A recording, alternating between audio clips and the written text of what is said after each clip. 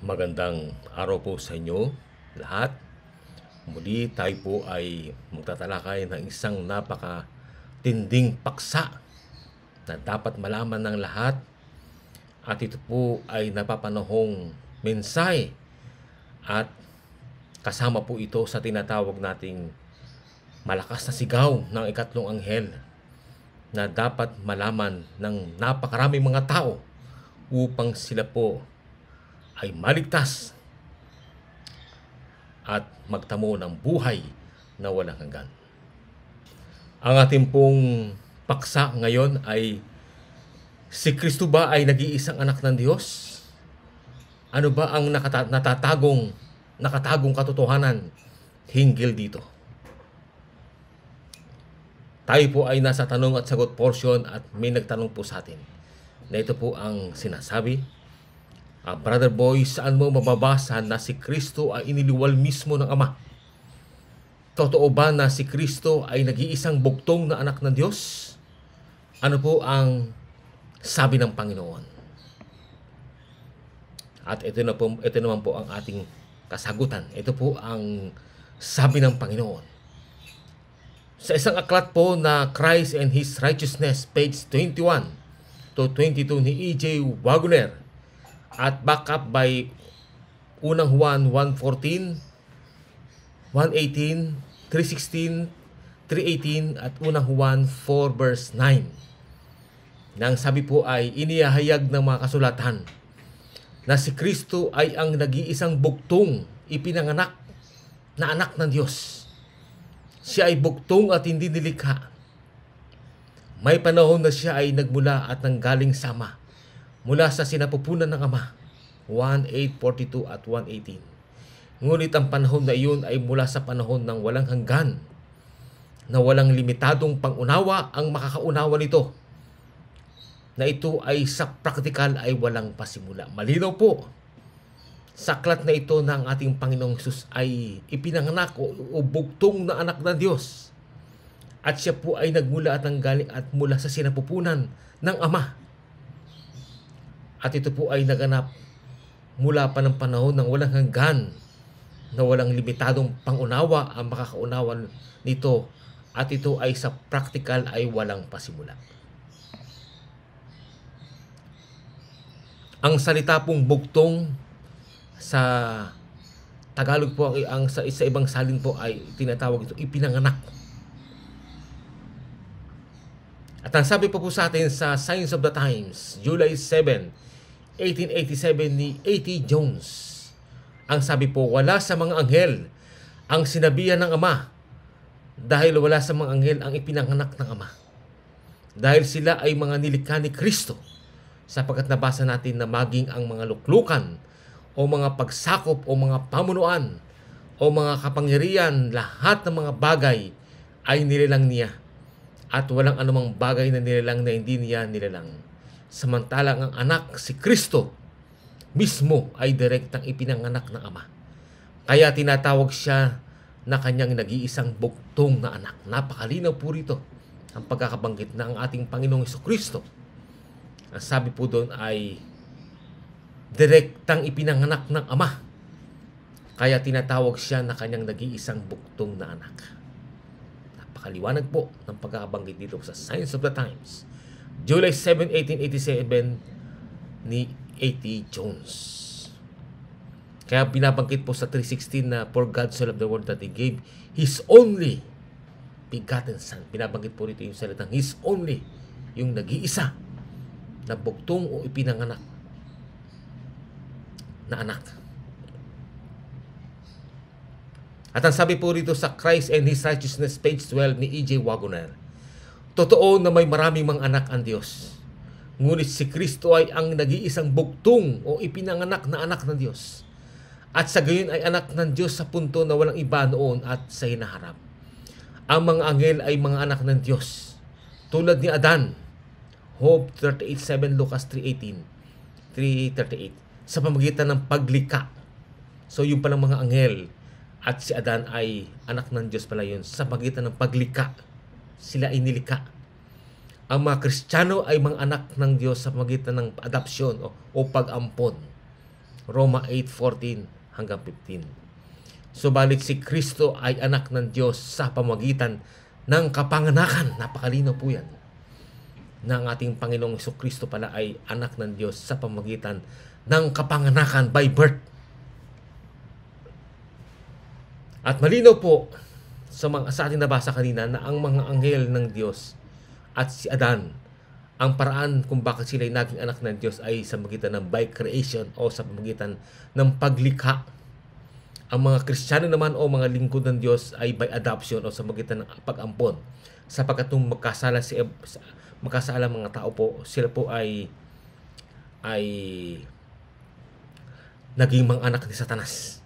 Subalit sa magitan ng kaligtasan, sila po ay inadapt. Kaya ang tawag po sila sa kanila ay mga adopted sons of God. Ito po ay yung mga Kristiyano at mga lingkod ng Diyos. Ngunit si Kristo ay by birth o sa pamamagitan ng kapanganakan. It means na ang Diyos mismo, ang Diyos Ama, ang literal na nanganak, ipinanganak niya ang ating Panginoong Jesucristo. Kaya tinatawag po siyang the only begotten Son o nag-iisang bugtong na anak ng Diyos. Ang sabi sa atin sa Juan 1:18, no one has seen God at any time. The only begotten God who is in the bosom of the Father, He has explained Him. Ang sabi po rito, the only begotten God. Yun po ang translation po. The only begotten God o ang bugtong o ang pinanganak na Diyos. Ang tawag para sa ating Panginoong Jesus ay pinanganak na Diyos. Sa King James Version po, ang sabi rito sa 1 John 18, no man hath seen God at any time, the only begotten Son, which is in the bosom of the Father, He hath declared Him. At sa 1:18 sa Tagalog po, walang tao nakakita kailan naman sa Diyos. Ang bugtong na anak na nasa sinapupunan ng Ama, siya ang nagpakilala sa Kanya.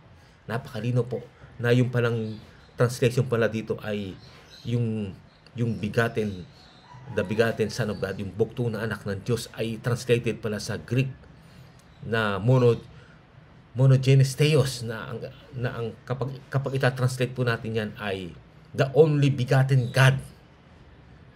So the original Greek para sa the only begotten Son ay monogenes theos, only begotten God, na ibig sabihin ay nag-iisang bugtong na Diyos o pinanganak na Diyos. Malinaw po dito na si Kristo ay bugtong na Diyos o nag-iisang anak ng Diyos o anak ng Diyos na ang kalagayan ay Diyos. Kaya nga sapagkat siya ay Diyos, kaya't marapat lang natawagin siya na Diyos anak o anak ng Diyos na ang kalagayan ay Diyos, tulad ng kanyang Ama na Diyos. Napakalinaw po yan na binabanggit. At ang sa dictionary po, ang salitang begotten ay nahulugang ipinanganak. Kaya ang salitang begotten Son of God o bugtong na anak ng Diyos ay tinatawag pala itong begotten God o bugtong na Diyos o God the Son o Diyos anak o anak ng Diyos na ang kalagayan ay Diyos tulad ng kanyang Ama na Diyos sa pinakamataas na antas. Kaya po binabanggit ni A.T. Jones sa kanyang aklat na Grace Greater Than Sin, page 25 by A.T. Jones. Ang sabi po, that is, God the Father speaks to God the Son and says, your throne, O God. Napakalino po. Si A.T. Jones po ay binanggit niya sa kanyang aklat na Grace Greater Than Sin, na the God the Father speaks to God the Son. Bakit God the Son? Sapagkat ang anak po ay begotten God o ipinanganak na Diyos or bugtong na Diyos. Siya ipinanganak na ang kanyang likas ay Diyos. Yun po ang ibig sabihin po nito. At sa isang magazine po, sa Review ni Herald, October 16, 1900, page 664, na ang pamagatay, The Third Angel's Message.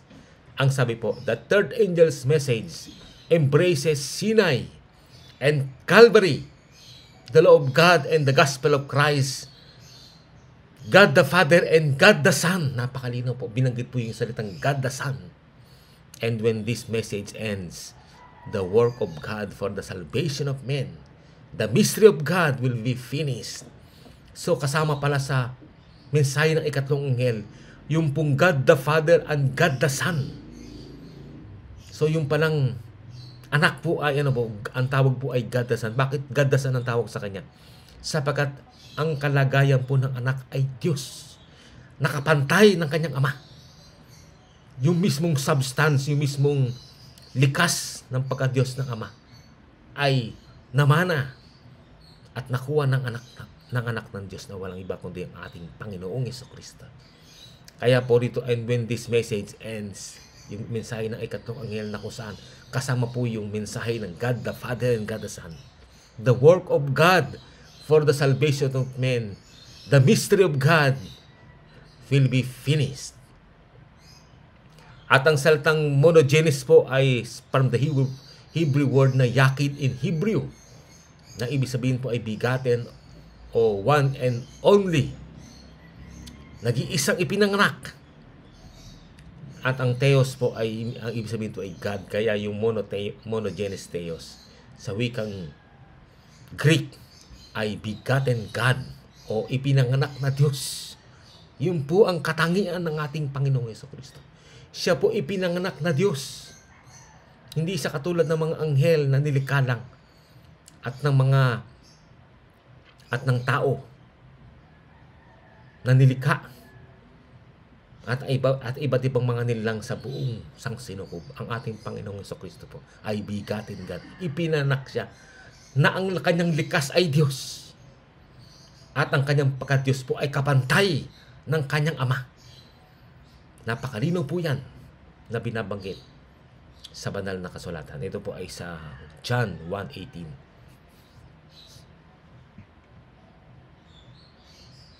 Ang sabi pa po sa atin sa Christ and His Righteousness, page 28 by E.J. Wagner, sa page 23 in its original form.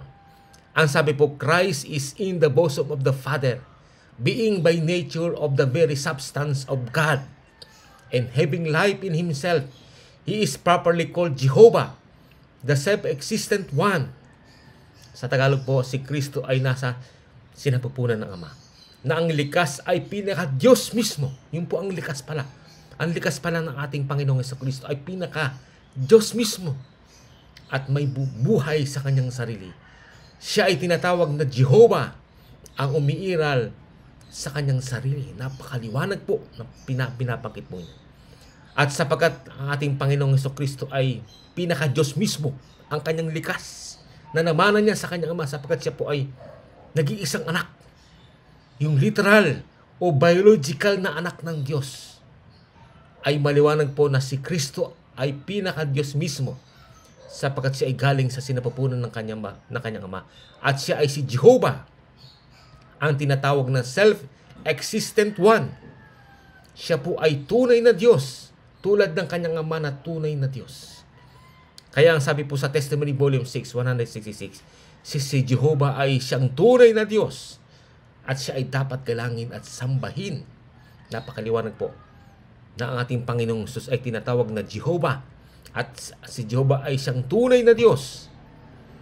At ang sabi po sa ML, page 353, you left your friends and comfortable home and came to teach me how to find Jesus and believe in Him as the only true God. Napakaliwanag po ng ating Panginoong Jesucristo pala. Ay true God, tuturay na Diyos. At taliwas doon sa mga paniniwala ng marami na si Kristo raw ay hindi tunay na Diyos. Yung Diyos Ama lang daw ang tunay na Diyos. At ang Panginoong Jesus ay hindi daw tunay na Diyos. Yung po ay isang malaking kasinungalingan at imbento ni Satanas para maliitin at ibaba ang kalagayan ng ating Panginoong Jesucristo. Napakaliwanag po sa ating mga nabasa ngayon na ang ating Panginoong Jesus, ang likas niya ay pinaka-Diyos mismo at may buhay sa kanyang sarili. Siya ay tinatawag na Jehovah, ang umiiral sa kanyang sarili. At sino po ang tunay na Diyos? Ang sabi sa Juan 17 verse 3, at ito ang buhay na walang hanggan, na ikaw ay makilala nila na isang Diyos na tunay at siyang iyong sinugo sa makatwid bagay si Jesucristo. Sino po raw yung tunay na Diyos? Ang Diyos Ama at siyang iyong sinugo. Kasama po ang ating Panginoong Jesucristo sa pagiging tunay na Diyos, sapagkat siya po ay nagmula. Siya ay iniluwal ng kanyang Ama. Kaya yung likas ng pagka-Diyos ng kanyang Ama ay nakuha 100% ng anak. Kaya ang sabi po rito ay siya ay nag-iisang Diyos na tunay at miat po. At siyang iyong sinugo, ibig sabihin kasama doon sa tunay na Diyos, doon sa nag-iisang tunay na Diyos, kasama po ang ating Panginoong Jesucristo. Sabi, at siyang iyong sinugo sa makatwid bagay si Jesucristo.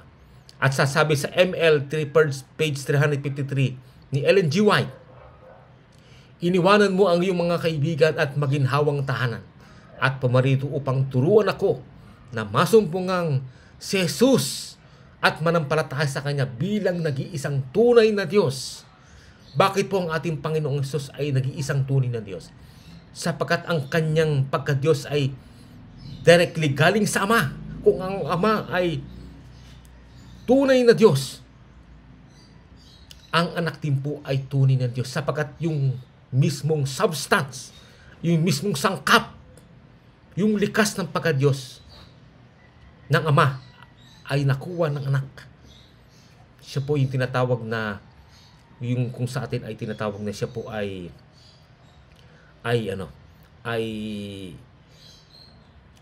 parang replication ng Ama, ang ating Panginoong Jesucristo, at siya ay bahagi ng kanyang pagka-Diyos. Kaya tinatawag po siyang bilang nag-iisang tunay na Diyos, ang ating Panginoong Jesucristo. Kaya sabi po sa 1 John 5:20, Jesus Christ, He is the only true God and He is eternal life. Siya ang nag-iisang tunay na Diyos at siya ang buhay na walang hanggan. Yan po. Ang sabi sa unang Juan 5:20, at nalalaman natin na naparito ang anak ng Diyos at tayo binigyan ng pagkaunawa upang ating makilala siya, si Kristo, na totoo. At tayo nasa Kanya at na totoo sa makatwid bagay ay sa Kanyang anak na si Jesucristo. Sino raw po yung Kanyang anak na si Jesucristo? Ito ang tunay na Diyos at ang buhay na walang hanggan. Dapat natin makilala na ang ating Panginoong Jesucristo ay tunay na Diyos. Bakit po? Sapagkat siya po ay, ang tawag sa Kanya ay buktong na Diyos. Ang buktong na Diyos ay ipinanganak na Diyos. Ang Kanyang likas, ang kanyang buong personality, ang kanyang nakuha niya yung likas ng likas ng kanyang Ama na walang iba, na ang likas ng kanyang Ama ay yung pagiging Diyos. Nakuha niya po yun. At siya rin po yung tinatawag na buhay na walang hanggan. Ang sabi sa Counsels for the Church, page 290, may buhay, walang hanggang buhay ay para sa lahat na susuko kay Kristo. Tandaan natin, matatamo natin ang buhay na walang hanggan sa ating Panginoong Jesucristo. Kaya po ang ating, kaya tinatawag siyang tunay na Diyos at buhay na walang hanggan. Everlasting life. Tumutukoy po yun sa ating Panginoong Jesucristo. Kaya ang sabi po rito sa larawan, Jesus is the true God. Si Jesus ay ang tunay na Diyos. At ang sabi sa Colossus 2 verse 9, sapagkat sa Kanya nananahan ang buong kapuspusan ng pagka-Diyos sa kahayagan ayon sa laman. Napakalinaw po na sa ating Panginoong Jesus ay nahayag ang buong kapuspusan ng pagka-Diyos. At sa Tito 2:13, ang sabi po, nahintayin niyo ang mapalad na pag-asa at ang pagkapakita ng kalawalatian ng ating dakilang Diyos at tagapagligtas na si Jesucristo. Sino po ang ating Panginoong Jesucristo? Dakilang Diyos at tagapagligtas. At sa Roma 9 verse 5, nasa kanila ang mga magulang at sa kanila mula ang Kristo ayon sa laman at siyang lalo sa lahat Diyos na maluwalhati magpakailanman. Sino raw po si Kristo? Diyos na maluwalhati magpakailanman. Napaka malilinaw ng mga talata sa banal na kasulatan na nagpapatunay ng ating Panginoong Jesucristo ay Diyos. Bakit po? Sapagkat siya ipinanganak na Diyos. Siya ipinanganak ng Ama. Nung siya ipanganak, ang kanyang likas, ang kanyang katangian ay Diyos po. Napakalino po yan na binamagit sa atin ng ating Panginoon.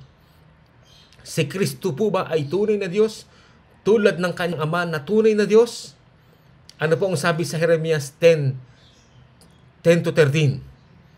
Ang sabi po sa atin, ngunit ang Panginoon, sino po yung Panginoon? Walang iba kundi ang Panginoon po ay walang iba kundi ang ating Panginoong Hesus. Ngunit ang Panginoon ay tunay na Diyos. Sinasabi po dito, siya ang buhay na Diyos. Buhay ng Diyos.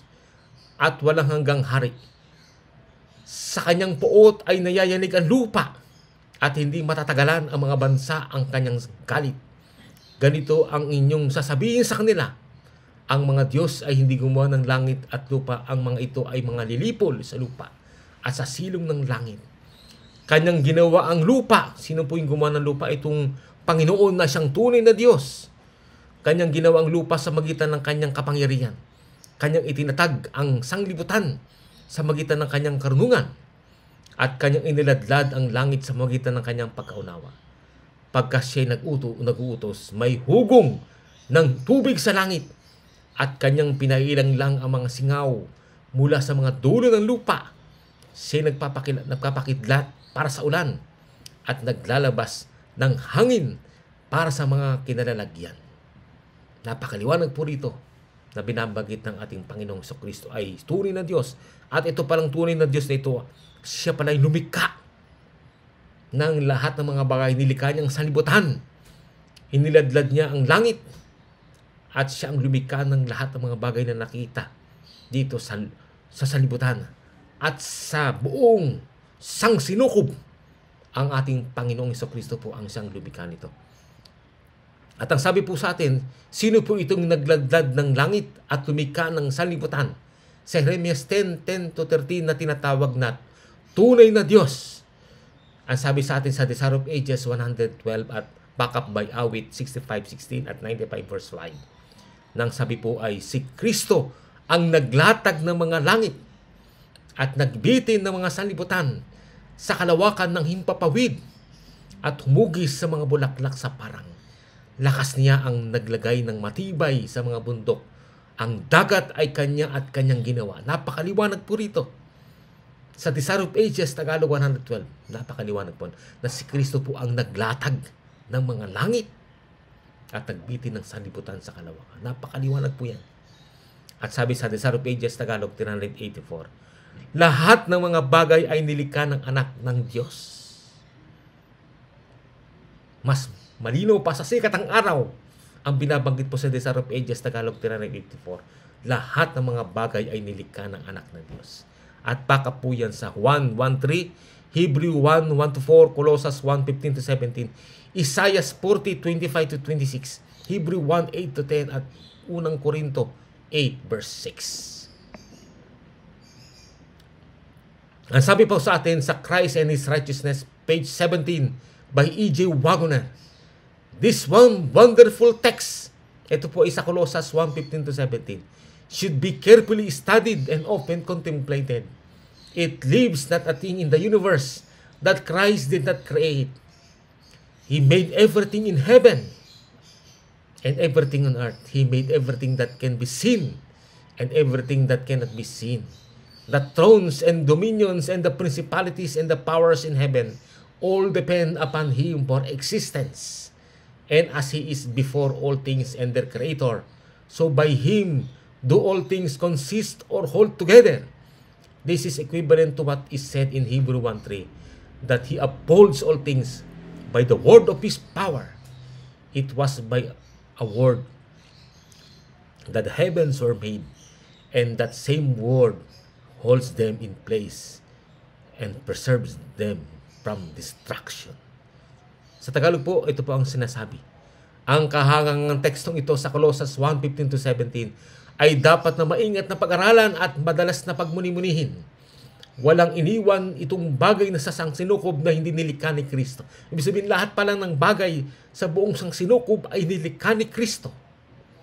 Nilikha niya ang bawat bagay sa langit at bawat bagay sa lupa. Nilikha niya ang bawat bagay na nakikita, yung mga visible, at bawat bagay na hindi nakikita, pati invisible. Ang mga luklukan at mga pamamahala at mga pamunuan at mga kapangyarihan sa langit, lahat ay nakadepende sa Kanya para mabuhay o umiral. At Siya ay una sa lahat ng mga bagay at kanilang manlilikha. Sa Kanya lahat ng mga bagay ay binubuo at hinahawakan sila na magkakasama. Ito ay kapareho ng binabanggit sa Hebrew 1:3 na Kanyang dinadala at inilalayan ang lahat ng mga bagay sa pamamagitan ng salita ng Kanyang kapangyarihan.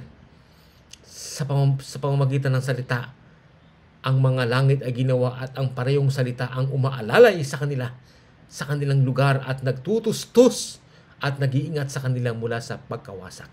Makikita po rito pati yung mga atoms na binubuo na at pati yung mga elemento ng atom, yung mga nakapaloob sa atoms po ay hinahawakan, inaalalayan ng ang kapangyarihan ng ating Panginoong Hesus ang siyang kumokontrol ng lahat ng mga planeta sa buong sangsinuko.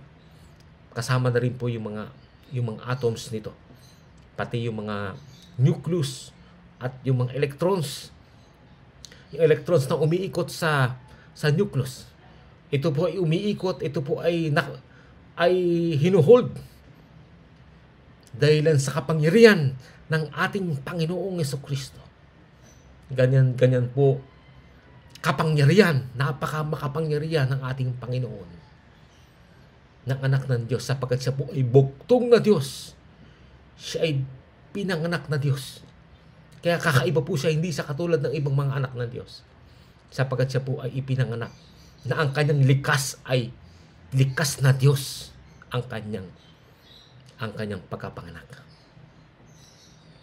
Kaya po, sabi rito sa Apocalypse 4:11, marapat ka o Panginoon namin at Diyos namin. Sino po rito? Ito po yung ating Panginoong Jesucristo, na tumanggap ng kaluwalhatian at ng kapurihan at ng kapangyarihan sapagkat nilikha mo ang lahat ng mga bagay. At dahil sa iyong kalooban ay nagsilitaw at nangalikha. At kung babasahin natin yung aklat ng Apocalypse chapter 4, yung buong chapter, makikita natin na ang tinutukoy po ditong Panginoon at Diyos ay walang iba kundi ang ating Panginoong Jesucristo. At sabi sa Apocalypse 14 verse 7, matakot kayo sa Diyos at magbigay kaluwalhatian sa Kanya sapagkat dumating ang panahon ng Kanyang paghatol at magsisamba kayo sa gumawa ng langit at ng lupa at ng dagat at ng mga bukal ng tubig. Ito pong matakot kayo sa Diyos. Yung salitang Diyos po rito, ang tinutukoy po rito ay walang iba kundi ating Panginoong Jesucristo. Sapagkat nung dumating ng paghatol, Siya po umupo bilang ating judge. Siya po ang sa Kanya ipinagkaloob ng Ama ang lahat ng paghatol dito sa lupa.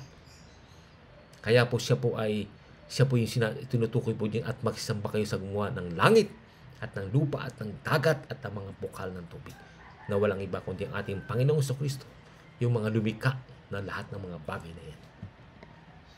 At ang sabi sa atin ay sa Testimony Volume 6, 166, si Jehovah ang siyang tunay na Diyos at Siya ay dapat galangin at sambahin. Sino raw po si Jehovah? Ang siyang tunay na Diyos at Siya ay dapat galangin at sambahin. Sino po si Jehovah? Ang sabi sa Signs of the Times, May 3, 1899, page 2, si Jehovah ang pangalang ipinagkaloob kay Kristo. Napakaliwanag po yun. Signs of the Times, May 3, 1899 ni Ellen G. White. At sa Patriarchs and Prophets, Tagalog 432, ang sabi po, si Kristo ay hindi lamang siyang pinuno ng mga Hebreo. Sa ilang, ang anghel na ang pangalan ay Jehovah. Napakaliwanag po yan. Ang sabi po rito, si Kristo ay hindi lamang siyang pinuno ng mga Hebreo. Sa ilang, ang anghel na ang pangalan ay Jehovah. At sa Christ and His Righteousness, page 7 by E.J. Wagner, sa mga maraming lugar sa Biblia ay tinawag si Kristo na Diyos. Ang sabi ng mga awit, ang makapangyarihan Diyos, ang Diyos na Panginoon. Si Jehovah ay nagsalita at sa talatang ito ay ang tinutukoy ay si Kristo. Si Kristo pala ang tinutukoy. na yung Diyos na Panginoon, yung makapangyarihang Diyos. Sabi sa Christ and His Righteousness, page 7 by E.J. Waggoner. At si Kristo po, maliwanag po, ay siya iniluwal mismo ng Diyos Ama. Nasabi sa atin sa Juan 8:42, sinabi sa kanila ni Jesus, kung ang Diyos ang inyong Ama, ay inyong iibigin ako sapagkat ako'y nagmula at nanggaling sa Diyos. Sapagkat hindi ako naparito sa aking sarili, kundi sinugod niya ako. Ibig sabihin, ang ating Panginoong Jesus ay nagmula at nanggaling mismo sa Diyos Ama. At sa 1:7-29, sabi po, siya nakikilala ko sapagkat ako'y mula sa Kanya at siya ang nagsugo sa akin. So, malino po dito ang ating Panginoon Jesus ay nagmula sa Ama.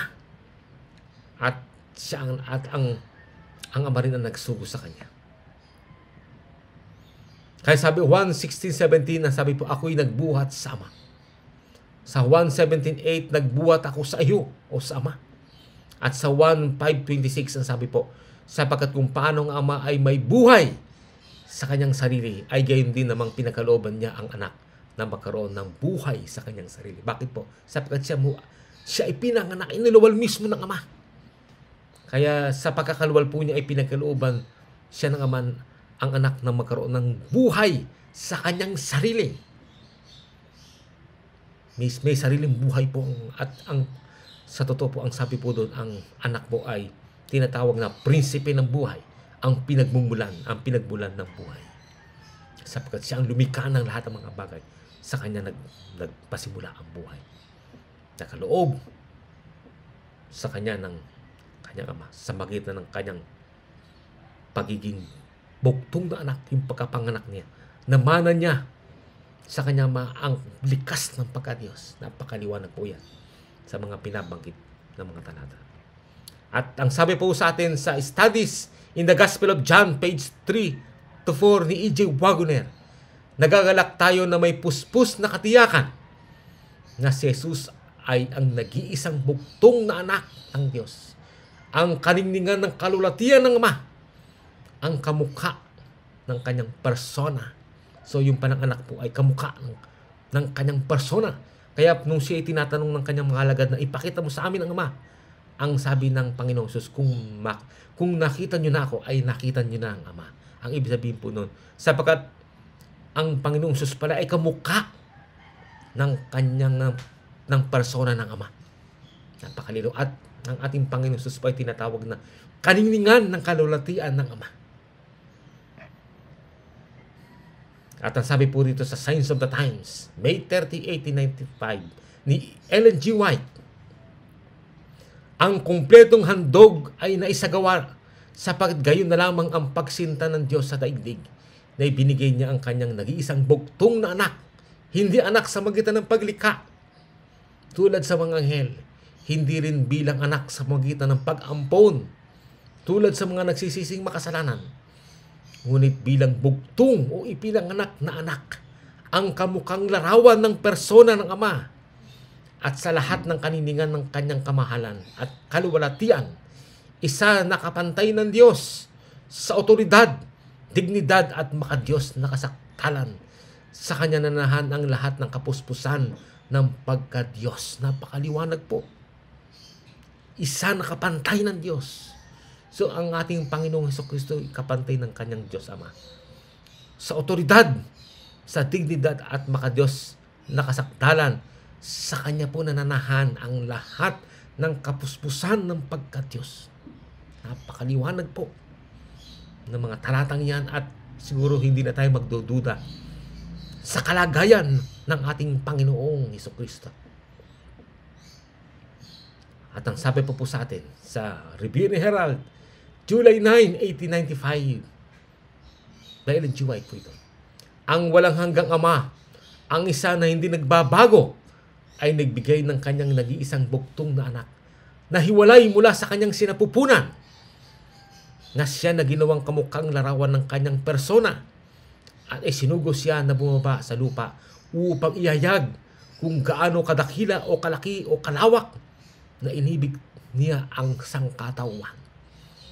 Yan po ang pinakadakilang pagmamalas ng pag-ibig, na kung saan ang Diyos Ama po ay ibinigay ang kanya nag-iisa at buktong na anak. Yan po ang tinatawag na the greatest love of all, ang pinakadakilang pagpamamalas ng pag-ibig na hindi kayang sukatin ng sinuman, sapagkat ang pag-ibig na ito ay infinite. Ibig sabihin ay walang sukat at talagang napakatindi ng pagmamahal na ipinagkaloob ng Diyos sa tao. Kaya sana hindi masayang yung pagmamahal na ipinagkaloob ng Diyos sa atin. Ang sabi sa Manuscript 411 to 1903, ang sabi po, ang manunulat ng mga salitang ito ay malinaw na ipinakikita na si Jesucristo ay kaisa ng Ama. Si Kristo ay tinatawag na berbo, siyang unang buktong o nag-iisang buktong ng Ama. Sa pamagitan niyan, nagsasalita ang Diyos sa atin sa mga huling araw na ito. So sa magitan pala ng ating Panginoong Jesucristo, ang Diyos Ama ay nagsasalita sa atin sa mga huling araw na ito. At ang sabi sa Manuscript 127, 1905, upang ang tao ay mailagay sa mataas na lugar na kasamang Diyos, si Kristo na ginawa na kahawig ng kanyang larawan ay pumarito sa sanlibutan ito na nakitulad sa tao at nabuhay ng sakdal na buhay o pamumuhay. Napakaliwanag po na si Kristo pala ay kahawig ng kanyang larawan, kahawig ng kalarawan ng Ama. At ang sabi sa Kawikaan 8:22-25, inari, yung salitang inari po ay, ang ibig sabihin ay pinanganak o iniluwal. Ako, sino po yun? Ako, si Kristo, ng Panginoon. Yung salitang Panginoon po ay tumutukoy sa Diyos Ama. Sa pasimulan ng kanyang lakad, bago pasimulan ang kanyang mga gawa ng una, ako'y nalagay mula noong araw, mula nang walang pasimula. Bago nalikha ang lupa, ako'y nailabas, nailuwal, nang wala pang mga kalaliman, nang wala pang mga bukal na sagana ng tubig. Bago ang mga bundok ay nailagay, bago ang mga burol, ako ay nailabas o nailuwal. Napakatindi po ito. Ito po isa sa pinakamatinding talata po sa Kawikaan 8:22-25. Malino po. Sa talatang ito sinasabi na si Kristo ipinanganak o iniluwal ng Diyos Ama. At pangalaw po ay nag-exist siya o miral siya mula pa ng walang pasimula. At pangatlo po ay nailuwal siya nung hindi pa nalilikha ang lahat ng mga bagay. Nailuwal na siya nung hindi pa nalilikha ang lahat ng mga bagay. Yan po yung tatlong mga katotohanan na ating makukuha sa aklat ng Kawikaan 8:22-25. Ang sabi po sa Studies in the Gospel of John, page 5 by E.J. Wagoner, inari o ipinanganak o iniluwal ako o si Kristo ng Panginoon ng Diyos Ama sa pasimulan ng kanyang lakad, bago pasimulan ang kanyang mga gawa ng una. Kawikaan 8:22. Karagdagan pa rin dito nakasaad na ang salitang inari ay kapareho ng nasa Genesis 4, kung saan nababasa natin ang kapanganakan ni Cain. Sinabi ni Eva, nang nagkaanak ako ng lalaki sa tulong ng Panginoon. Yung salitang nagkaanak ay kaparehas nung nakalagay sa Kawikaan 8:22 na inari. Kapag ipinagsama-sama natin ang mga bagay na ito, nalalaman natin na si Jesus ay ipinanganak o iniluhal mula sa mga araw ng walang hanggan. Micah 5:2. Bago nilikha ang anumang bagay, at kaya siya mismo ay ang pasimulan ng lahat ng mga bagay ng Diyos. Kaya tinatawag ang ating Panginoon Jesus ay pasimula, the beginning ng lahat ng mga bagay ng Diyos. Napakaliwanag po yan sa binabanggit sa Studies in the Gospel of John, page 5. At ang sabi naman dito sa TA o sa Signs of the Times, August 29, 1900 ni Ellen G. White. At ang ginamit po niya ay teksto ay Kawikaan 8:22-25, 29 at saka 30. Ang sabi po niya, sa pamagitan ni Solomon, ipinahayag ni Kristo, si Kristo mismo pa na ang nagsasalita dito. Ang sabi po ay inari o ipinanganak, iniluwal ako ng Panginoon sa pasimulan ng kanyang lakad, bago pinasimulan ng kanyang mga gawa ng una. Ako'y nalagay mula noong araw, mula nang walang pasimula. Bago nalikha ang lupa, ako'y nailabas o nailuwal o ipinanganak. Na wala pang mga kalaliman, nang wala pang mga bukal na sagana ng tubig. Bago ang mga bundok ay nalagay, bago ang mga burol ay ako ay nailabas. Nang bigyan niya ang dagat ng kanyang hangganan upang wag salangsangin ng tubig ang kanyang utos. Nang kanyang iayos ang mga patibayan ng lupa. Nasa siping niya nga niya ako, naggaya ng matalinong manggagawa. At ako ang kanyang ligaya sa araw-araw na nagagalak na lagi sa harap niya. Ang ating Panginoon Jesus pala isang matalinong manggagawa. Siya pala yung administrador ng langit. At siya po yung ligaya ng Diyos Ama sa araw-araw na nagagalak na lagi sa harap niya. Ang sabi sa Spirit of Prophecy ni A.T. Jones, sa Spirit of Prophecy ni A.T. Jones, ang sabi po, siya, si Kristo, ay ang isa na inari o iniluwal o pinanganak ng Panginoon ng Diyos Ama sa pasimula ng kanyang lakad, na inilagay na mula pa ng walang pasimula, na nasa siping niya siya na tulad sa lumaking kasama niya. Kawikaan 8:22-23-30. Siya isa na ang pinagbuhatan niya ay mula ng una, mula ng walang hanggan. Mikas 5:2. Siya ay nag-iisang ipinanganak o bugtong ng Ama, at sa makatuwid ay ang pinakasangkap o laman mismo ng likas ng Diyos. Napakaliwanag po yan. Sa Kanya nananahan ang buong kapuspusan ng pagka-Diyos. Sa kahayagan ayon sa laman. Kaya nga sa magitan ng karapatan bilang Diyos, meron pala siyang karapatan bilang Diyos, na mana. Ano yung mana? Minana niya o inheritance.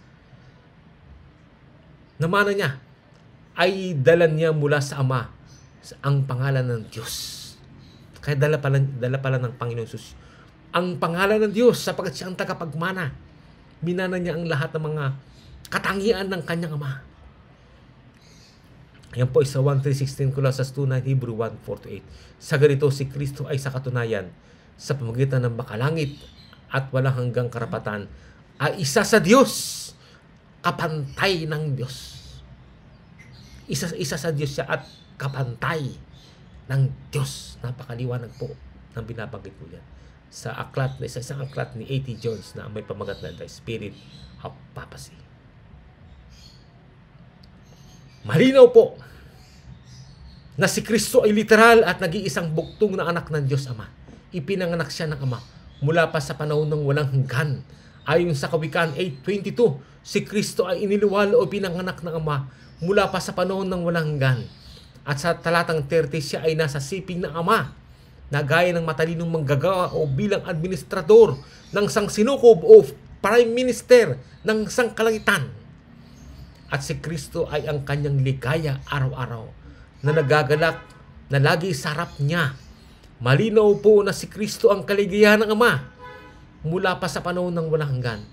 Kaya napakasakit sa damdamin ng Ama na ipagkaloob ang anak sa sangkatawan para iligtas ang nahulog na tao at magkatawang tao at mamagitan sa Diyos at sa tao. Kaya yan po ang the greatest love of all. Ang pinakadakilang pagpamamalas ng pag-ibig ng Diyos Ama sa sangkatauhan. Hindi kayang liripin ng limitadong isipan ang ganyang kalawak at kalalim na pagpamamalas ng pag-ibig. Yan ang pag-ibig na hindi masukat ang lawak at lalim nito. Ang sabi po sa atin ay dahil si Kristo po ay nagmula sa walang pasimula o practically from eternity, si Kristo ay tinawag na God in infinity. Nakasulat po yan sa Upper Luke 3:67. Nang sabi po doon, the Lord Jesus Christ, the only begotten Son of the Father, is truly God in infinity, but not in personality. Siya ang Panginoon, ang nag-iisang bugtong na anak ng Diyos Ama. Is truly God in infinity.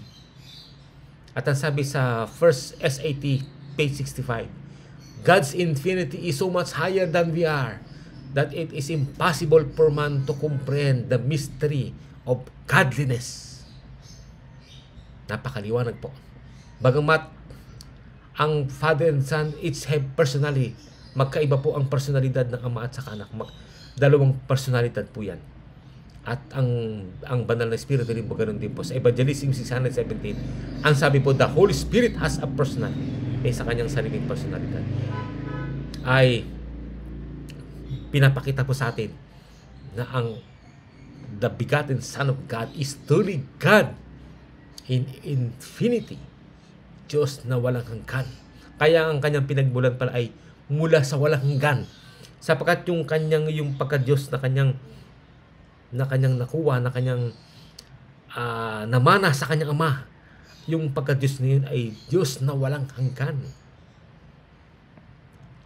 At ano po bang ibig sabihin na si Kristo ay God in infinity? Ang sabi sa atin, si Kristo po ay truly God in infinity.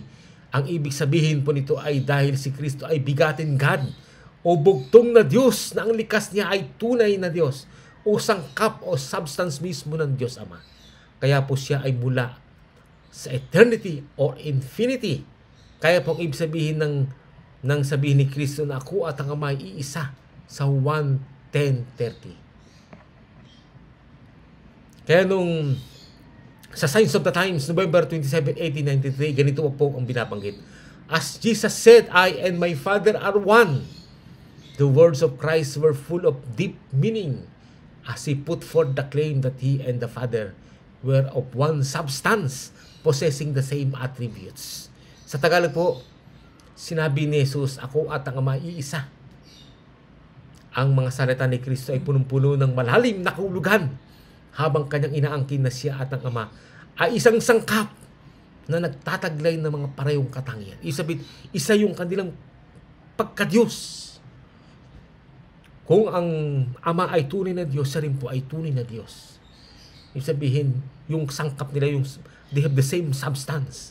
Magkapareha sila ng substance. Parang sa tao po, yung ating anak, kung tayo'y tao, yung ating anak ay tao. Yung hayop po, ganun din. Yung kanyang anak ay hayop. Pareho ang kanilang substance. Ganun din po sa Diyos. Yung kanyang anak mismo ay Diyos mismo. Pareha sila ng sangkap.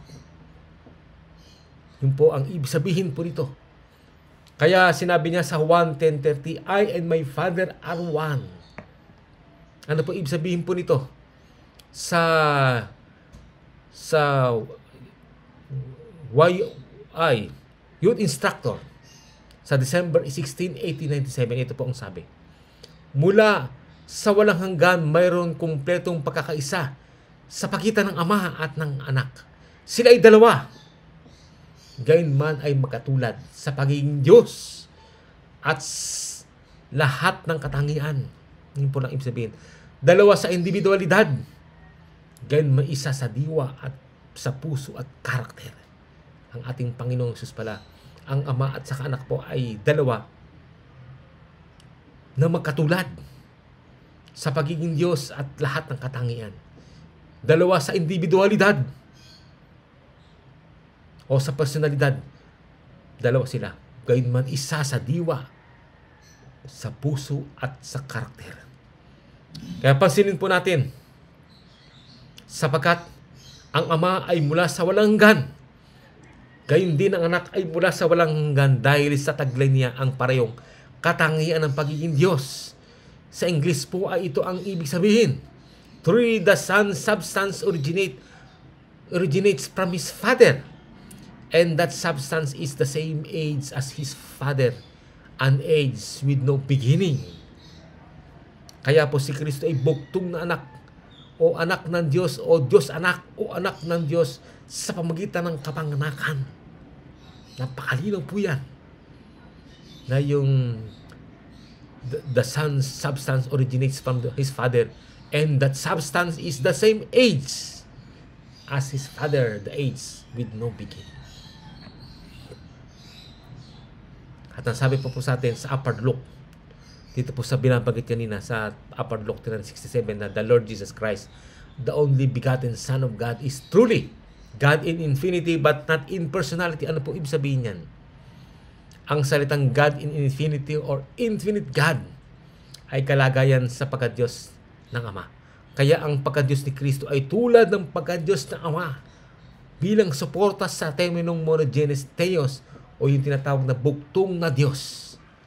At ang sabi sa letter 303, 1903, ang sabi po, when Christ first announced to the heavenly host His mission and work in the world, He declared that He was to leave His position of dignity and disguise His holy mission by assuming the likeness of a man, when in reality He was the Son of the infinite God.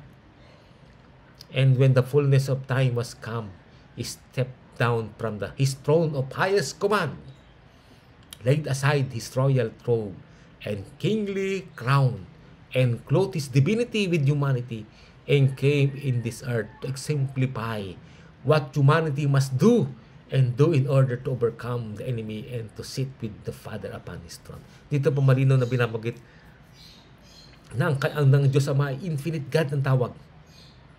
Kung ang Diyos Ama ay infinite God, ang anak din po ay tinatawag na infinite God, sapagkat ang anak po ay nagmula sa kanyang Ama.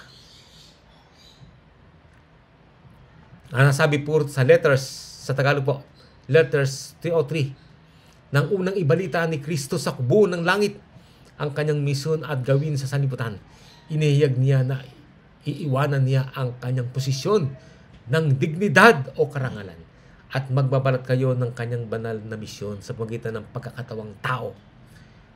Ngunit sa katunayan, siya ay anak ng walang hanggang Diyos, at nang dumating ang kapuspos-pusan ng panahon, ay bumaba siya sa kanyang trono. Anong trono po niya? Trono ng pinakamataas na katungkulan o kapangyarihan. Siya pala yung merong pinakamataas na kapangyarihan, kapantay ng kanyang Ama sa katungkulan o kapangyarihan. Hinubad niya ang kanyang makaharing balabal at makaharing korona at ibinis sa kanyang pagka-Diyos ang pagkatao ay naparito sa lupa upang magpakitang halimbawa kung ano ang dapat gawin ng sangkatawan at kung ano ang nararapat upang managumpay sa kaaway at umupo kasama ang Ama sa kanyang trono. At sa pagpapatuloy po ang sabi sa City 448, ang sabi po, in searching the pages of God's Word, we move through scenes majestic and eternal. We behold Jesus, the Son of God, coming to our world and engaging in the mysterious conflict that discomfited the powers of darkness. How wonderful, how almost incredible is that the infinite God would consent to the humiliation of His only begotten Son. Sa Tagalog po, sa pagkasaliksik ng mga pahina ng salita ng Diyos, natatanong natin ang mga eksena o tagpo ng marilag at walang hanggan na pagmamasdan natin si Jesus, ang anak ng Diyos, na pamarito sa ating saliputan at nakasangkot sa mahiwagang pakikibaka na tumalo sa kapangyarihan ng kadiliman. Gaano kahanga-hanga, gaano halos hindi ka panipaniwala na ang Diyos na walang hanggan, sino po yung Diyos na walang hanggan? Ito po yung Ama, ay pinahintulutan ng kahihan at paghamak sa kanyang nag-iisang buktong na anak.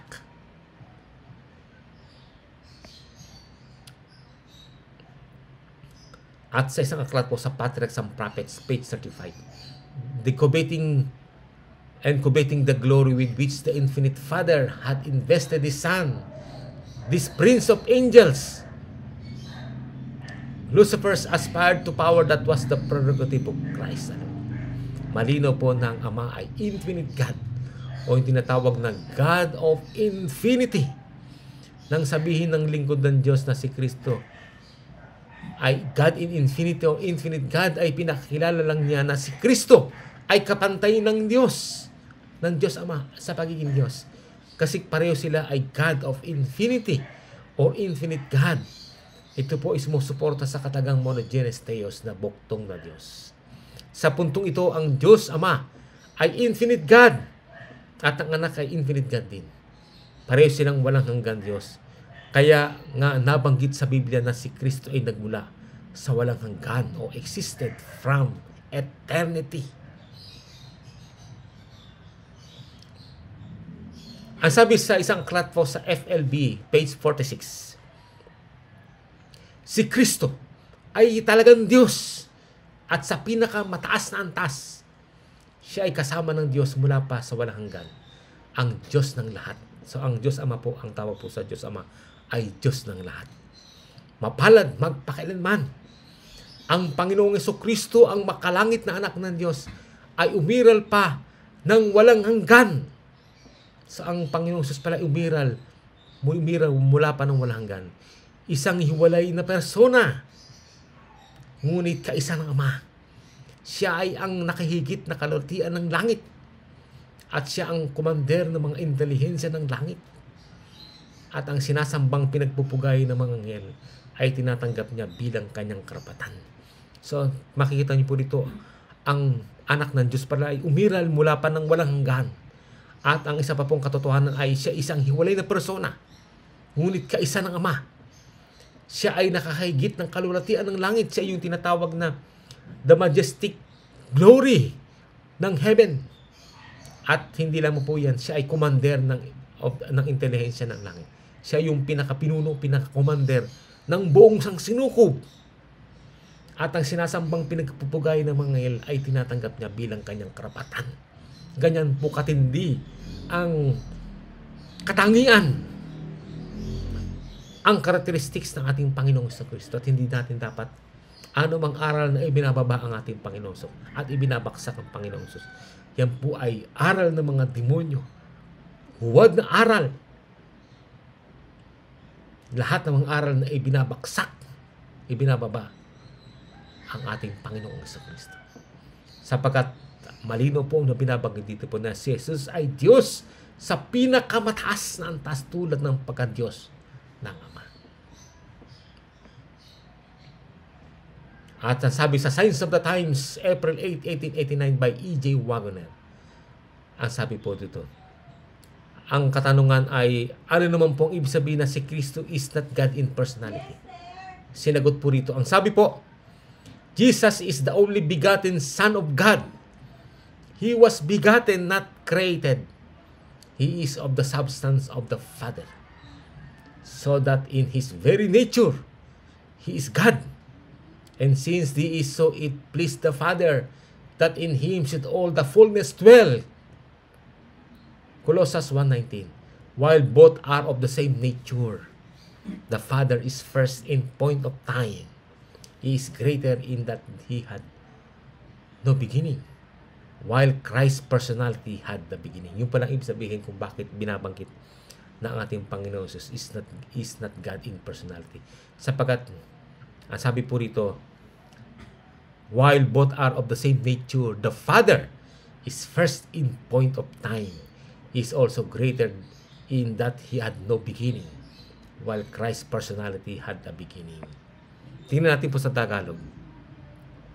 Si Jesus ay nag-iisang buktong na anak ng Diyos. Siya ay buktong hindi nilikha. Siya ay sangkap mismo ng Ama. Kaya nga sa kanyang pinakalikas, siya ay Diyos. At sa pol na ito ay kinalulugod ng Ama na sa kanya ay manahan ang kabuong kapuspusan ng pagka-Diyos. Colossians 1:19. Samantalang pareho sila ay may katulad na likas. Ang Ama ay una sa punto ng panahon. Siya ay mas higit din sapagkat wala siyang pasimula. Samantalang ang personalidad ni Kristo ay may pasimula. Yung palang ibig sabihin po.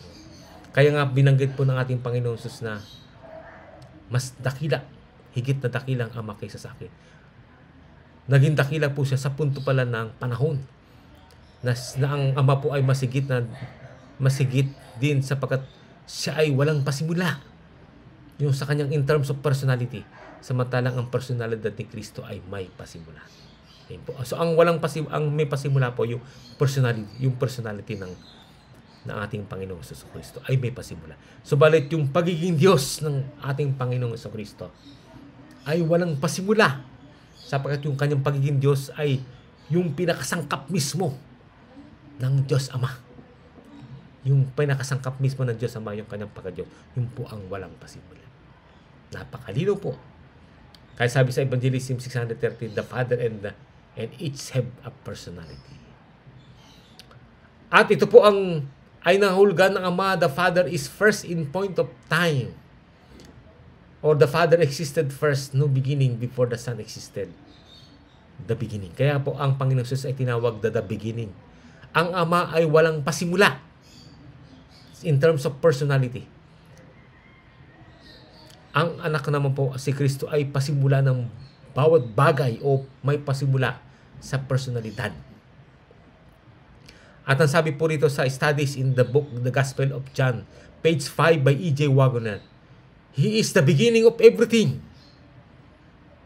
Sa Tagalog po ay siya, si Kristo, ay pasimula ng bawat bagay.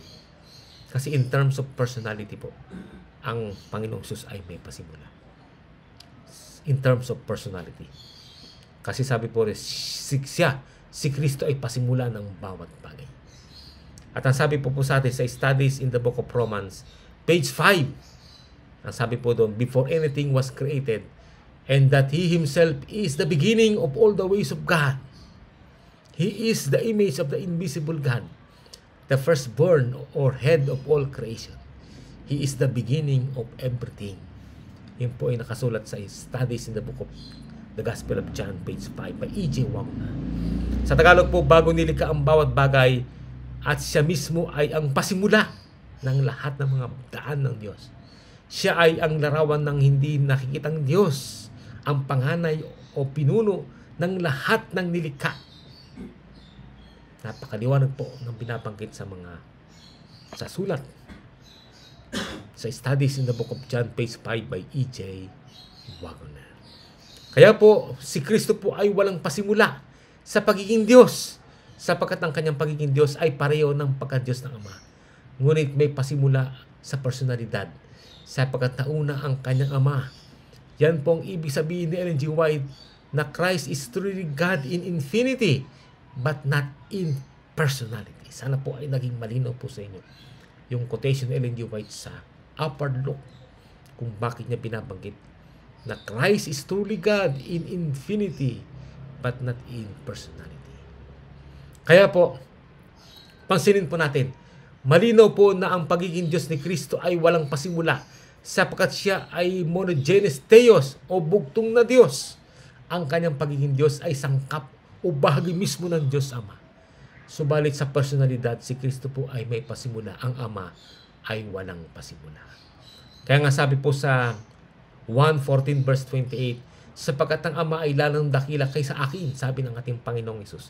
At ang ating Panginoong Hesus po kailanman ay hindi pwede magsinungaling. Bakit mas dakila ang Ama kaysa sa ating Panginoong Hesus? Ang personalidad ng Ama ay walang pasimula. Ang personalidad ng anak ay may pasimula. Malinaw po na si Kristo ay walang hanggan o walang pasimula, sapagkat siya ay Diyos na walang hanggan. God in infinity or infinite God. Subalit, ang personality ni Kristo ay may pasimula, kaya hindi siya God in personality. Napakasana po ay naging malinaw po sa atin ang bagay na ito. Kaya sabi sa atin, sa isang aklat sa MEDM page 98, March 27, 1907, by Ellen G. White po ito. And Christ Jesus is a person. In this personal Christ, the personal God is manifested to the world, made personally known to believing men. Si Kristo ay isang persona. Sa personal na Kristong ito, ang personal na Diyos ay nahayag sa sanlibutan at nabatid ng personal sa mga sumasampalatayang mga tao. Pansinin po, kaya mali po ang paniniwala ng iba na si Kristo raw ay hindi Diyos, kundi anak ng Diyos lang, tulad ng pagiging anak ng Diyos ng mga anghel at ni Adan. Dahil yun talatang iyon ang kanilang ginagamit. Malinaw po sa ating mga nabasa na ang ating Panginoong Hesus ay Diyos sa pinakamataas na antas at kapantay ng pagiging Diyos ng Ama at walang hanggang Diyos o Diyos in infinity. Mas lalong tumibay pa ang mga argumento ng pagka-Diyos ni Kristo sa talatang ito. Ng pagka-Diyos ni Kristo ay tulad ng pagka-Diyos ng Ama na walang hanggan Diyos. Napakalinaw po. Si Kristo po ay Diyos na walang hanggan o yung tinatawag na God in infinity.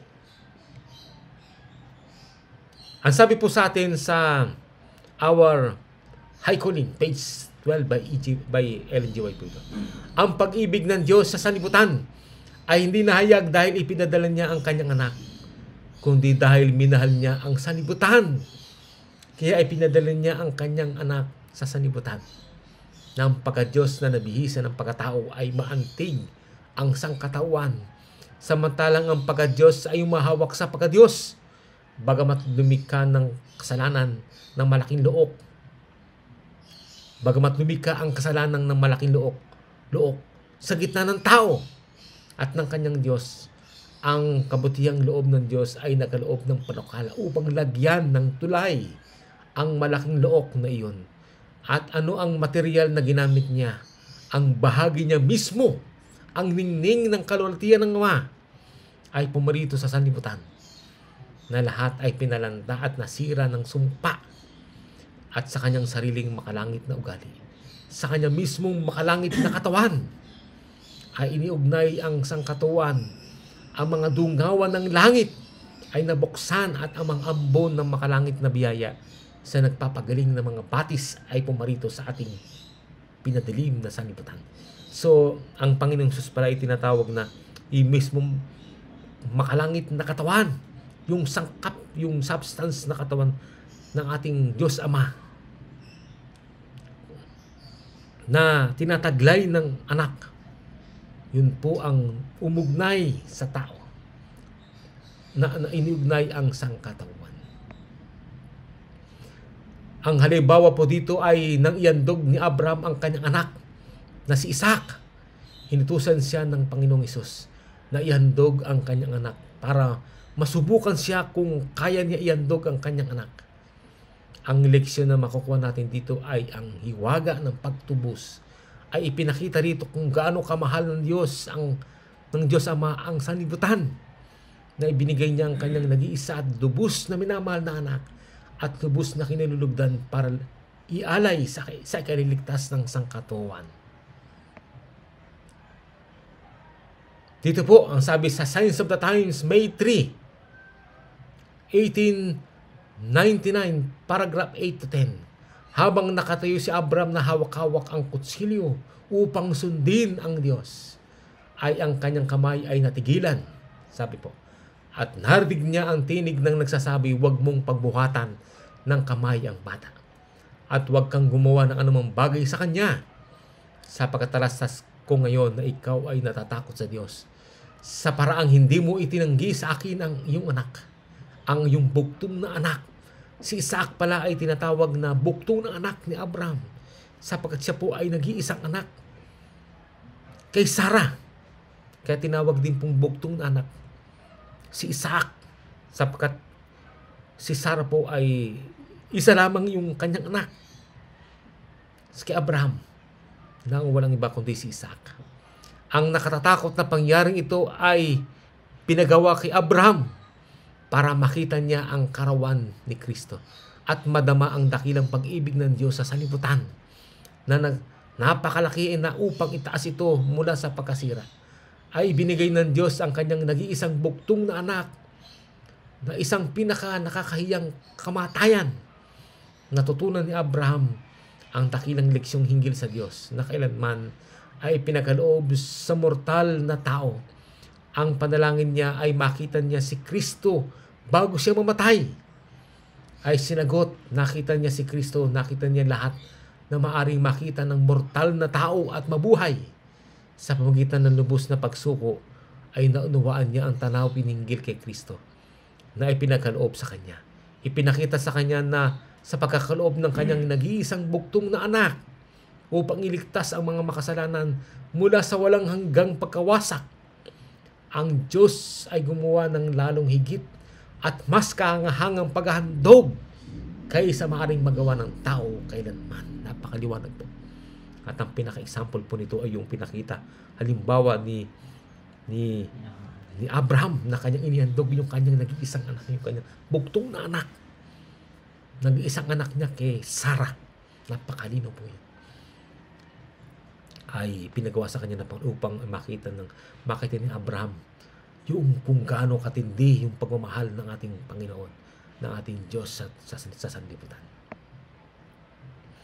Kaya, ang sabi po rito ay ipinakita sa pangitain kay Abraham ang nabayubay sa krus ng Kalbaryo, ang ating Panginoong Jesucristo, kung nung kanyang sasaksakin si Isaac na kanyang anak, ay nag-flash kay Abraham yung magaganap, yung pagkamatay ng ating Panginoong Jesus sa krus ng Kalbaryo. Ang sabi po dito sa Genesis 22 verse 12, talastas ko ngayon na ikaw ay natatakot sa Diyos sa paraang hindi mo itinanggi sa akin ang iyong anak, ang iyong buktong na anak. Yan po ang tinatawag na napakadakilang pagmamalas ng pag-ibig ng Diyos sa sangkatawan. Kaya po noong sasaksakin na ni Abraham yung kanyang anak na si Isaac, ay nag-plus sa kanya ang pangyayari doon sa krus ng Kalbaryo. Yung kamatayan ng Panginoon sa krus ng Kalbaryo. Yun ay pagpapamalas ng hindi masukat na pag-ibig ng Diyos Ama sa sangkatawan. Napakatinding pag-ibig po sapagkat nagawa ng Diyos Ama na ibigay ang kanyang anak. Yung nag-iisang anak niya. Na mahal na anak niya, ang kanyang kaligayahan araw-araw. Yun po yung tinatawag na kanyang ligaya sa araw-araw. Ligaya ng Diyos Ama, ang ating Panginoong Jesucristo. Kaya po yan ay napakatinding pagpamamalas ng pag-ibig. Ang sabi po sa atin sa isang aklat, ang sabi po rito ay sa Patriarchs and Prophets 180. Ang sabi po, naging mahirap maging para sa mga anghel ang maunawaan ang hiwaga ng pagtubos. Kahit mismo ang anghel, halos hindi nila maunawaan yung hiwaga ng pagtubos. Upang maunawaan na ang pinuno ng kalangitan ang anak ng Diyos. Sino raw si Jesus Christ? Pinuno ng kalangitan. Ay kinakailang mamatay para sa nagkasalang tao. Noong ang utos ay ibigay kay Abraham upang ialay ang kanyang anak. Ang pansin ng lahat ng mga anghel ay natawag. Matama nilang pinanood ang bawat takbang sa pagsasakatuparan ng utos na ito. Noon sa tanong ni Isaac na saan naroon ang korderong pinakandog na susunugin, si Abraham ay tumugon, Diyos ang maghahanda ng kordero. At nung ang kamay ng ama ay natigilan, nung papatay na niya ang kanyang anak, at ang lalaking tupa ay inihanda ng Diyos ay inialay sa halip na si Isaac. Ang liwanag sa kahiwagaan ng pagtubos ay nahayag at naunawaan, maging ng mga anghel, ang kahangang inihanda ng Diyos para sa kaligtasan ng tao. At yung pangyaring na nangyari kay Abraham, naunawaan po ng mga anghel. Ang sabi na unawaan, maging ng mga anghel, ang kahangang inihanda ng Diyos para sa kaligtasan ng tao. Ito po yung unang Pedro 1 verse 12. At para maunawaan na, para ating makita natin na mas matindi ito pong pangyaring ito, ay pakibasa po ang Kabanata 13, ang pagsubok ng panampalataya mula sa mga patriarch at mga propeta ni Ellen G. White. Isang aklat po yan, yung Patriarchs and Prophet. Doon sa chapter 13, ang pamagat ay pagsubok ng panampalataya mula sa mga pagsubok ng panampalataya. Napakatindi po yan. At dito natin makikita na ang maliwanag na ilustrasyon ng pag-ibig at pagmamahal ng Panginoon sa sanlibutan. Kaya sabi sa our High Calling page 12 ni Ellen G. White, ang sabi po, ang pag-ibig ng Diyos sa sanlibutan ay hindi nahayag dahil ipinadala niya ang kanyang anak, kundi dahil minahal niya ang sanlibutan. Kaya pinadala niya ang kanyang anak sa sanlibutan na ang pagka-Diyos na nabihisan ng pagkatao ay maantig ang sangkatawan. Samantalang ang pagka-Diyos ay umahawak sa pagka-Diyos. Bagamat lumikha ang kasalanan ng malaking luok sa gitna ng tao at ng kanyang Diyos, ang kabutiang loob ng Diyos ay nakaloob ng panukala upang lagyan ng tulay ang malaking luok na iyon. At ano ang material na ginamit niya? Ang bahagi niya mismo. Ang ningning ng kalulatian ng Ama ay pumarito sa sanlibutan na lahat ay pinalanta at nasira ng sumpa.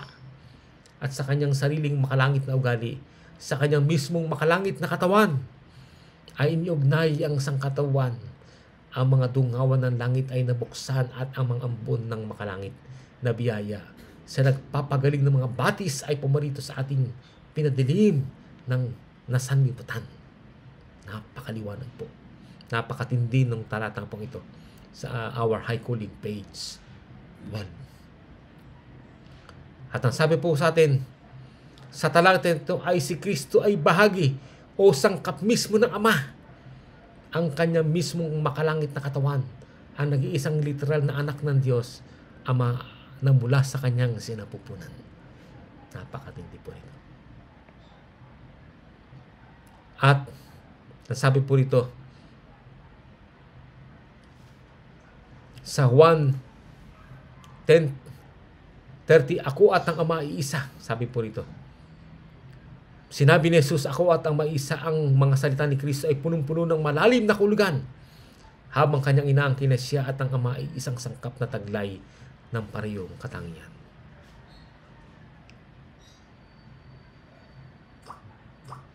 At ang sabi po sa atin sa Youth Instructor, December 16, 1897, ang sabi po niya, mula sa walang hanggan, mayroong kumpletong pagkakaisa sa pagitan ng Ama at ng Anak.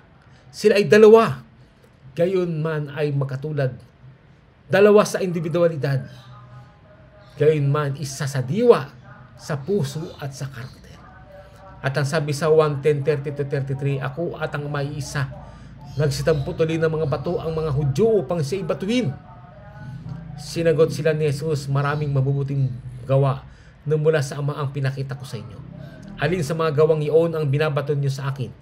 Sinagot siya ng mga Hudyo, hindi dahil sa mabuting gawa ay binabato ka namin, kundi sa pamumusong at sapagkat ikaw ay bagamat ikaw ay tao, ay nagpapakawari kang Diyos. Sabi po sa atin dito, sa Gospel Workers, 154-155, ang mensahe na dapat mapakinggan ng mga makasalanan ay gayon na lamang ang pagsinta ng Diyos o ng Diyos Ama sa daigdig na ibinigay niya ang kanyang nag-iisa at bugtong na anak na walang iba kundi si Kristo. Literal na anak ng Diyos Ama, bahagi ng kanyang sarili mismo sapagkat iniwal niya ito upang ang sino man sa kanya sumampalataya ay huwag mapahamak kundi magkaroon ng buhay na walang hanggan. Yung buhay ni Kristo, buhay na hindi nagkakasala o masunurin sa lahat ng mga utos ng Diyos dito sa lupa at buhay na walang kamatayan sa bagong langit at bagong lupa. Sabi sa atin sa Series B number 7, page 62 at nakaangkor po sa 1:3:16. Ang anak ay may lahat ng kapuspusan ng pagka-Diyos na nahayag. Ipinahayag ng salita ng Diyos, siya ay ang kamukhang larawan ng kanyang persona. Gayon na lamang ang pagsinta ng Diyos sa sanlibutan na ibinigay niya ang kanyang buktong na anak upang ang sino man sa kanya sumampalataya ay huwag mapahamak kundi magkaroon ng buhay na walang hanggan. Dito ay pinakikita ang personalidad ng Ama. Napakalino po rito. Sa talatang po yan ay pinapakita ang personalidad ng Ama. At ang sabi sa PH 20, page 4, si Kristo ang kamahalan ng langit, ang nag-iisang buktong na anak ng Diyos. Gayon man, iniibig ng Diyos ang sanlibutan na kanyang ibinigay ang kanyang nag-iisang buktong na anak upang sino man manalig sa kanya ay hindi mapahamak kundi magkaroon ng buhay na walang hanggan. At sa isang aklat po sa tinatawag na BE, February 8, 1897. Ito po ay Bible Echo, February 8, 1897. Ang sabi po rito, sa pagkakaloob sa kanyang anak, ay ibinigay mismo ng Diyos ang kanyang sarili upang ang tao ay magkaroon ng isa pang pagkakataon. Kung ang Diyos ay mababago niya ang kautusang iyon upang matagpo ang tao sa kanyang waglit na kalagayan, hindi ba niya magagawa ito at napamapanatili ang kanyang nag-iisang buktong na anak sa langit? Tiyak na magagawa niya ito. Subalit dahil ang kanyang kautusan ay hindi mababago, tulad ng kanyang ugali o karakter, ay ipinigay niya ang kanyang nag-iisang anak na mas lalong mataas kaysa sa kautusan at isa sa kanyang mismong sarili upang matugunan ang parusa na hinihiling ng kanyang katarungan. At ang sabi sa Reuben Herald, April 30, 1901, ang sabi po rito, ang nag-iisang bugtong na anak ng Diyos ay nagpakababa. Ibinigay niya ang kanyang sarili mismo para sa atin. Iniwanan ang kanyang kaniningan, ang kanyang kamahalan, ang kanyang mataas na katungkulan o kapangyarihan, at binihisan ang kanyang pagkadiyos ng pagkatao upang maabot ng pagkatao ang sangkatauhan at mahawakan ng pagkadiyos ang pagkadiyos. Naparito siya sa lupang ito at sa ating kapakanan ay nagdusa siya ng kamatayan sa cross. Napakatindi po ang pinabanggit po rito sa Review Herald, April 30, 1901 by Ellen G. White. At ang sabi po sa atin dito sa Counsels on Hell, page 250, iningatan ng tapat na manggagawa ang kanyang mga mata na nakatuon kay Kristo. Ang pag-aalala na ang kanyang pag-asa ng buhay na walang hanggan ay dahil sa krus ni Kristo. Siya ay determinadong nang hindi lalapastangan siya na nagbigay ng kanyang buhay para sa kanya. Ito po naman yung mga tapat na mga manggagawa na iningatan ang kanilang mga mata na nakatuon sa ating Panginoong Jesucristo. Ang purpose ay at determinado na hindi lalapastanganin siya na nagbigay ng kanyang buhay para sa kanya. At nasabi po sa atin, at habang sinusulat ko ang mga katagang ito, ay dumadaloy po ang luwa sa aking mga mata. Dahil nadama ko kung gaano tayo kamahal ng Diyos Ama at ng kanyang anak, upang tayo ay ligtas at mapatawad sa lahat ng ating mga kasalanan at mapagkalooban ng kanya mismong buhay, biyaya kaluluwa sa pamamagitan ng kanyang banal na Espiritu na siyang nagdadala sa atin ng presensya ng ating Panginoong Hesus. The heavenly tree po ay nagkakaisa para sa kaligtasan natin. Salamat po sa Panginoon sa inyong kabutihan at pagmamahal sa atin. At yan po ang mga dinideklara ng pagkapako ng Panginoon sa krus ng Kalbaryo. At ang sabi sa atin dito po sa isang aklat po, ang sabi po dito ay, Christ, the only begotten Son of God, was given to our world to save perishing souls from eternal death. Si Kristo, ang nag-iisang bugtong na anak ng Diyos, ay pinagkaloob sa ating sanlibutan upang iligtas ang mga mapapahamak na kaluluwa mula sa walang hanggang kamatayan. At ang sabi po sa atin sa The Everlasting Gospel, page 13 ni E.J. Wagner, ang sabi po, the cross of Christ is the power of God. For Christ, the power of God, is set forth only as the crucified one. Christ cannot truly be preached except as Christ crucified. Therefore, every manifestation of power in the universe is but the manifestation of the power of the cross. The cross is the center of salvation. Because the crucified Christ, the power of God, is the center of the universe. So the power which is actively working in every particle of matter and which is so visibly at work everywhere is the power of the cross by which God is working to draw all men to Himself. Yan po ay nakasulat sa Everlasting Gospel, page 13 ni E.J. Wagner. Napakaliwanag po ng binabanggit po rito na the crucified Christ is the center of the universe. Sa Tagalog po, ang sabi po, ang krus ni Kristo ay kapangyarihan ng Diyos. Dahil kay Kristo, ang kapangyarihan ng Diyos ay inilatag lamang bilang isa na napako. Si Kristo ay hindi tunay na maipapangaraliban bilang Kristong napako. Kaya, nasa bawat paghahayag ng kapangyarihan sa sangsinukob ay paghahayag ng kapangyarihan ng krus. Ang krus, ang sentro ng kaligtasan.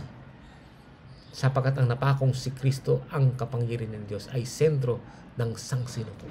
Ang ating Panginoon sa Kristo pala.